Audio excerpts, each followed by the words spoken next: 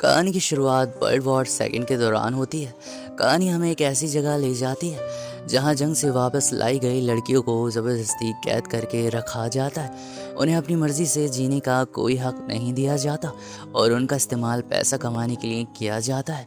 इसी जगह पर हम मिलते हैं एंजल से। एंजल दूसरी लड़कियों की तरह नहीं थी। वो न सुन सकती थी और ना ही बोल सकती थी। इसी वजह से उसे यहाँ एक अलग काम दिया गया था। उसका काम लड़कियों को तैयार करना और उन्हें ड्रग्स देना था ताकि वो अपनी मर्जी से कुछ ना कर सके। एंजल की ज़िंदगी पहले से ही बहुत ट्रॉमेटिक थी और अब जिस जगह पर वो पहुंची थी वहाँ उसके लिए सिचुएशन और भी ख़राब होने वाली थी। इस पूरे घर का मालिक था विक्टर। विक्टर एक दिन एंजल के साथ आई बाकी लड़कियों को सामने खड़ा कर देता है और बिल्कुल सीधे शब्दों में बता देता है कि यहाँ किसी की मर्जी नहीं चलेगी। वो कहता है, यहाँ तुम लोग अपनी ज़िंदगी के मालिक नहीं हो। जो मैं कहूँगा वही होगा और अगर किसी ने चालाक बनने की कोशिश की तो उसका अंजाम बाकी सबके लिए एग्जाम्पल बन जाएगा। लेकिन विक्टर सिर्फ धमकी देकर रुकने वाला नहीं था। वो एक लड़की को सबके सामने बुलाता है और उसके साथ बेहद खौफनाक तरीके से पेश आता है। लड़की को समझ आ जाता है कि विक्टर मजाक नहीं कर रहा। पूरा कमरा खामोश हो जाता है। अब किसी के अंदर उसके ऑर्डर्स को चैलेंज करने की हिम्मत नहीं थी। बाकी लड़कियों को उनके रूम्स में भेज दिया जाता है लेकिन एंजल को किसी रूम में नहीं भेजा जाता। उसके चेहरे पर एक निशान था और विक्टर को लगता था कि इसी वजह से क्लाइंट उसमें इंटरेस्ट नहीं लेंगे, इसलिए वह एंजल को दूसरा काम दे देता है। एंजल भी समझ जाती है कि उसके पास फ़िलहाल कोई चॉइस नहीं है।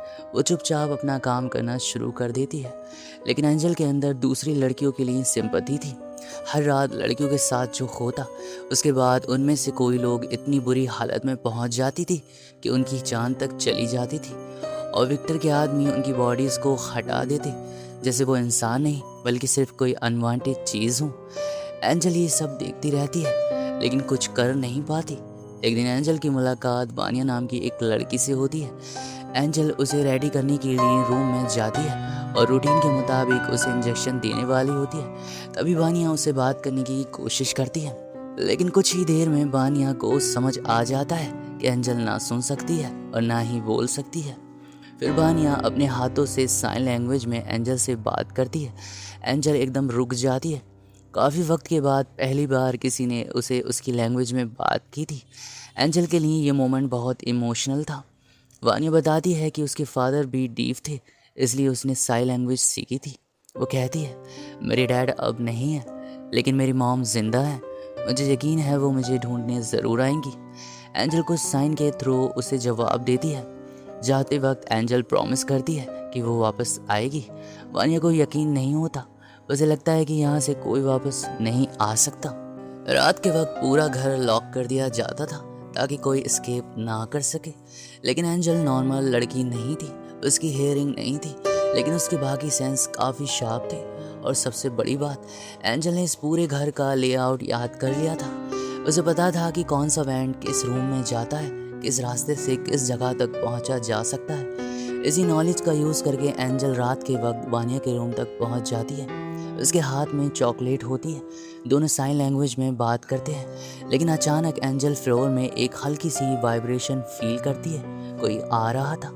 एंजल तुरंत समझ जाती है कि अब यहाँ रुकना डेंजरस है। वो बिना आवाज़ किए वेंट के थ्रू वापस निकल जाती है। अगली बार जब एंजल वानिया के पास पहुंची थी, वानिया की हालत बहुत ख़राब होती है। वो पेन में होती है और मुश्किल से एंजल से कम्युनिकेट कर पाती है।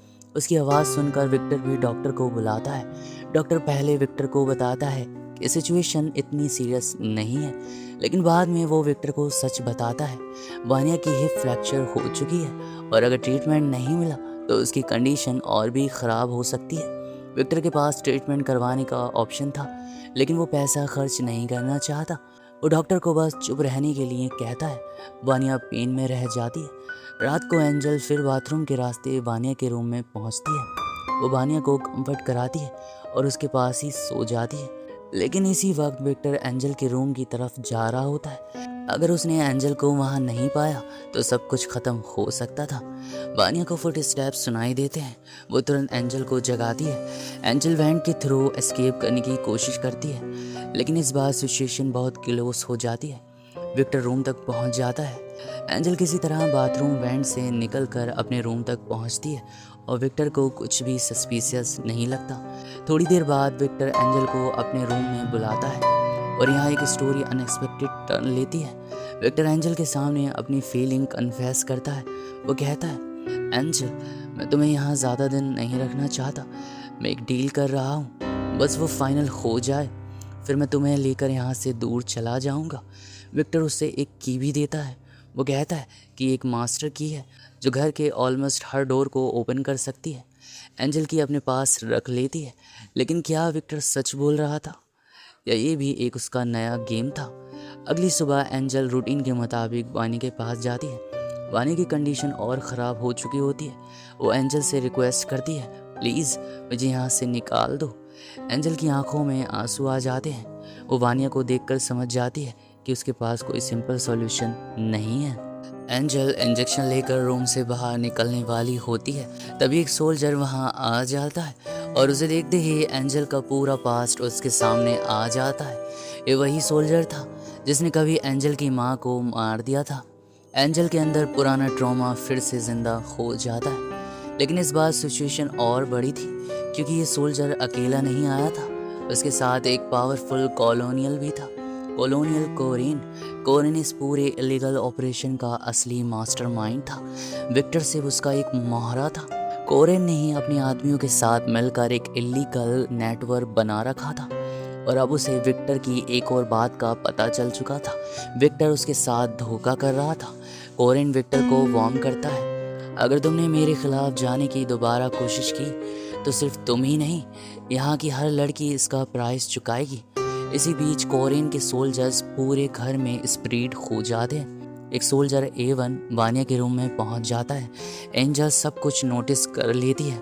उसने वानिया से प्रॉमिस किया था और अब एंजल के पास सिर्फ एक ऑप्शन था, उसे प्रोटेक्ट करना। एंजल नाइफ लेकर वैन के थ्रू वानिया के रूम में पहुंच जाती है। वो A1 पर अटैक कर देती है, लेकिन सिचुएशन कंट्रोल से बाहर हो जाती है। A1 भी एंजल पर हमला कर देता है। एंजल वानिया की तरफ देखती है। उसकी आंखों में सिर्फ एक रिग्रेट था, वो अपना प्रॉमिस नहीं निभा पाई। वानिया की जान चली जाती है। एंजल के लिए ये मोमेंट हार्ट ब्रेकिंग था। A1 एंजल को पकड़ने की कोशिश करता है, लेकिन स्ट्रगल के दौरान वो गिर जाता है। एंजल मौका देखकर उसे रोक देती है। अब बाहर मौजूद सोल्जर को अंदर की आवाज़ सुनाई देने लगती है। वो रूम का डोर तोड़ने लगते हैं, लेकिन एंजल तब तक वेंट में वापस चली जाती है। कोरेन को तुरंत समझ आ जाता है कि ये सब एंजल का काम है। वो विक्टर के पास जाकर कहता है, मुझे एंजल 1 मिनट के अंदर चाहिए, वरना तुम्हारे लिए भी ये जगह सेफ नहीं रहेगी। विक्टर जवाब देता है, तुम्हारे आदमी ने भी मेरी एक लड़की को मार दिया। कोरेन का गुस्सा और बढ़ जाता है। वो एक और लड़की को मार देता है और विक्टर को वार्न करता है, अगर एंजल मेरे सामने नहीं आई तो मैं तुम्हारा पूरा बिजनेस ख़त्म कर दूंगा। उधर एंजल वेंट्स के मेज़ में एस्केप रूट ढूंढ रही होती है। वो एक के बाद एक वेंट क्रॉस करती हुई डोर तक पहुंच जाती है। उसे विक्टर की दी हुई मास्टर की याद आती है। एंजल की से डोर खोलने की कोशिश करती है, लेकिन डोर नहीं खुलता। तब एंजल को सच समझ में आ जाता है, वो की फेक थी। विक्टर ने उसे सिर्फ टेस्ट किया था। एंजल वापस वेंट में जाने लगती है, लेकिन कोरेन उसे देख लेता है। वो उसकी तरफ फायर करता है। एंजल किसी तरह बचकर वहाँ से निकलने की कोशिश करती है। विक्टर उसके पाँव को पकड़ लेता है, लेकिन एंजल अपने पाँव से उसके चेहरे पर अटैक कर देती है और वहाँ से किसी तरह से निकल जाती है। कोरेन अपने भाई को एंजल के पीछे भेजता है।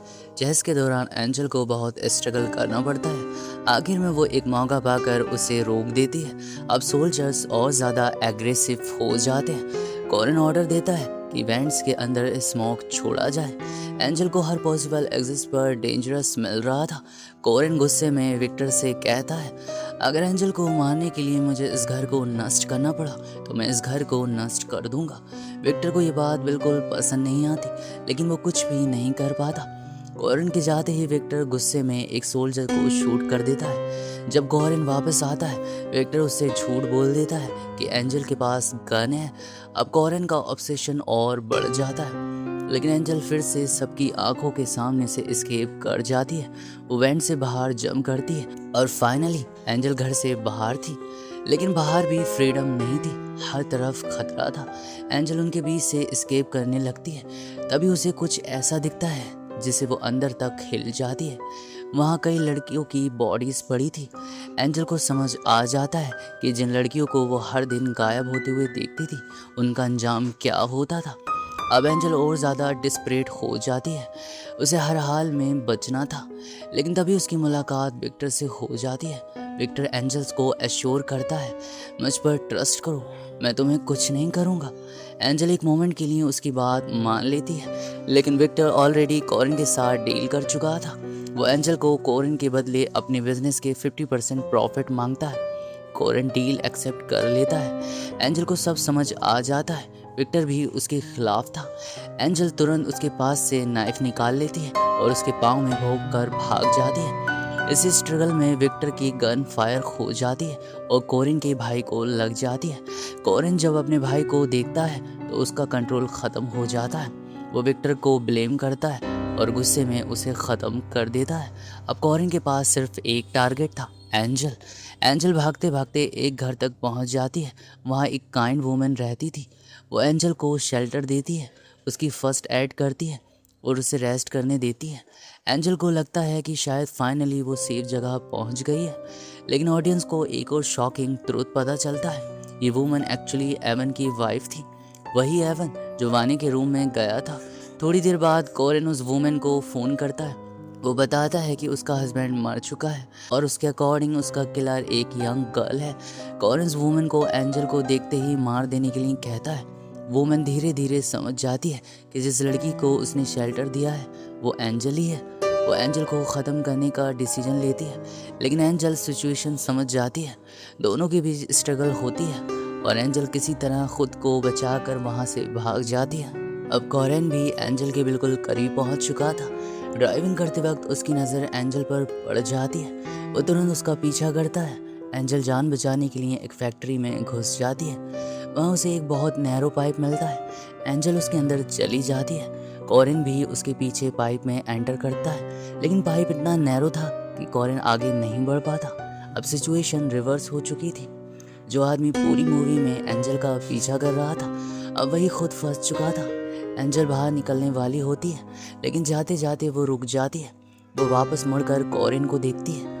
वो पहली बार उसके चेहरे पर फेयर नहीं बल्कि कॉन्फिडेंस होता है। कॉरिन हेल्प के लिए स्ट्रगल करता है।